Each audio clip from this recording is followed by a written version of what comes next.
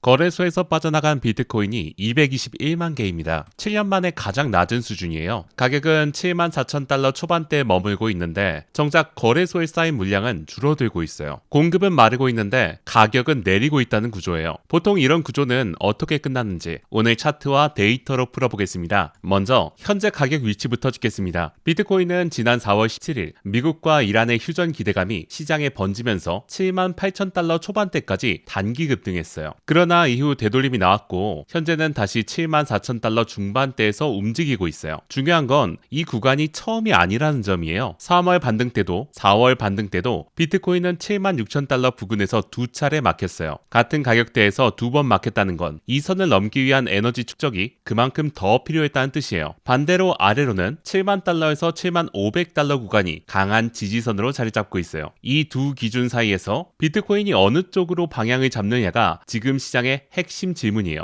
일봉 차트 기준으로 기술적 지표를 살펴볼게요. 볼린저 밴드를 보면 현재 가격은 하단 밴드 부근에서 지지 여부를 반복해서 테스트하고 있어요. 하단에서 지지에 성공한다면 중심선 방향으로 회복이 나올 수 있죠. 중심선까지 올라오려면 7만 7천 달러에서 7만 8천 달러 초반대를 되찾아야 합니다. 반등이 나온다면 이 구간이 단기 1차 목표예요. 반대로 하단 밴드 이탈이 확정되면 추가 낙폭이 열려요. 지금은 그 경계선에 서 있는 상황이에요. RSI는 42 수준입니다. 과매도 기준인 30까지는 아직 여유가 있어요. 이 말은 기술적 반등 조건이 완전히 갖춰지지 않았다는 의미이기도 해요. 추가로 눌리면서 RSI가 30 초반 혹은 과매도권에 가까워지는 시점이 오히려 더 명확한 매수 타이밍이 될 수 있어요. 2024년 8월 일본발 증시 급락 직후 RSI가 이 수준에 있었고 이후 90일 안에 40% 이상 반등했다는 점은 참고할 만합니다. MACD를 보면 여전히 마이너스 권역에 머물고 있어요. 다만 시그널선과의 간격이 좁혀지고 있습니다. 완전히 수렴하지 않은 상태에서의 진입은 리스크가 따르지만 간격 축소 자체는 매도 에너지가 약해지고 있다는 신호로 읽혀요. MACD 데드크로스가 유지되는 동안은 반등이 나오더라도 구조적 상승보다는 기술적 되돌림의 성격이 강합니다. 골든크로스 전환 여부가 다음 추세 방향을 확인하는 기준이 될 거예요. 22동 평균선과 62동 평균선은 현재 가격 위에서 저항 구간을 형성하고 있어요. 가격이 이 두 이동 평균선 위에 올라서고 이동 평균선 자체가 지지선으로 전환되는 걸 확인하는 구간이 와야 추세 전환을 이야기할 수 있어요. 주봉 차트에서는 122동 평균선이 아직 우상향 흐름을 유지하고 있다는 점이 중요해요. 단기 흐름과 달리 주봉 기준 구조적 방향은 훼손되지 않았어요. 주봉 기준에서 현재 조정은 추세 붕괴가 아닌 되돌림 구간으로 해석됩니다. 온체인 데이터가 지금 시장에서 가장 주목할 지점이에요. 거래소 잔고가 221만 BTC, 2019년 이후 가장 낮은 수준까지 내려왔어요. 지난 30일간 거래소에서 순 유출된 비트코인이 4만 8천 개를 넘었습니다. 거래소에서 빠져나간다는 건 팔지 않겠다는 의사표현이에요. 가격이 하락하는 구간에서 이런 데이터가 나온다면 이건 공포에 의한 매도 압력과는 다른 움직임이에요.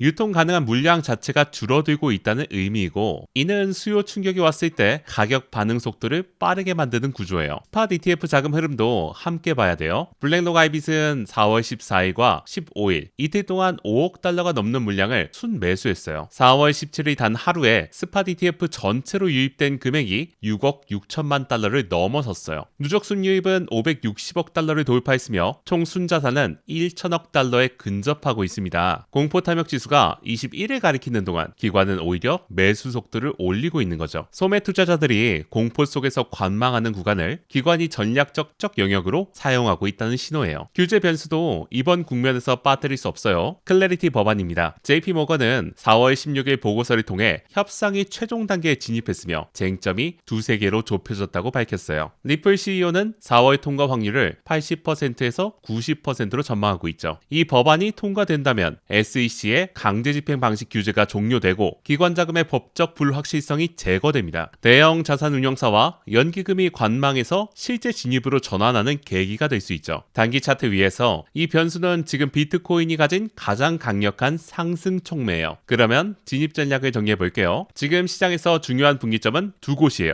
위로는 76,000달러, 아래로는 7만 달러 초반대예요. 76,000달러를 돌파하고 이 구간에서 지지를 확인한다면 볼린저 중심선 부근까지 목표를 설정할 수 있죠. 77,000달러에서 78,000달러 초반대까지의 흐름을 기대해 볼 수 있는 구간입니다. 다만 돌파 직후 지지 확인 없이 추격하는 건 주의해야 돼요. 이 선에서 두 차례 막힌 전례가 있기 때문에 속임수 돌파 가능성을 항상 열어둬야 됩니다. 4시간 본 기준 76,000달러 위에서 캔들 두세 개가 안착하는 걸 확인한 이후 진입하는 게 보다 안전한 접근이에요. 아래쪽으로는 7만 달러 초반대까지 되돌림이 나온다면 이 구간은 오히려 더 강한 분할 매수 자리가 돼요. 거래소 잔고 7년 최저와 기관의 지속적 매집을 감안한다면 이 구간에서의 하방 여력은 제한적이에요. 단기 공포에 끌려가지 않고 구조적으로 접근하는 분들에게 이 되돌림이 더 나은 기회가 될 수 있습니다. 속도에 대한 불확실성은 여전히 존재해요. 미국과 이란 사이의 지정학적 긴장이 완전히 해소되지 않았고 일시적 기대감이 한번 반영됐다가 되돌려진 경험이 이미 있어요. 76,000달러 저항 돌파가 계속 지연된다면 기간 조정이 길어질 수 있어요. 이 점은 단기 포지션을 운영하는 분들이 특히 유의해야 될 부분이에요. 그러나 방향 자체를 의심할 근거는 없어요. 거래소 물량은 줄고 기관은 사고 있고 규제 환경은 나아지고 있습니다. 속도가 얼마나 빠른지의 문제이지 어디로 향하는지의 문제가 아니라는 거죠. 영상이 도움이 되셨다면 구독과 좋아요 한 번씩 눌러주시면 감사합니다. 더 자세한 분석이 필요하신 분들은 하단 고정 댓글을 참고해주세요. 지금까지 시청해주셔서 감사합니다. 본 영상은 투자 참고용으로 제작된 콘텐츠이며 특정 자산에 대한 매수 또는 매도를 권유하고 있지 않습니다. 모든 투자 판단과 그에 따른 책임은 투자자 본인에게 있습니다.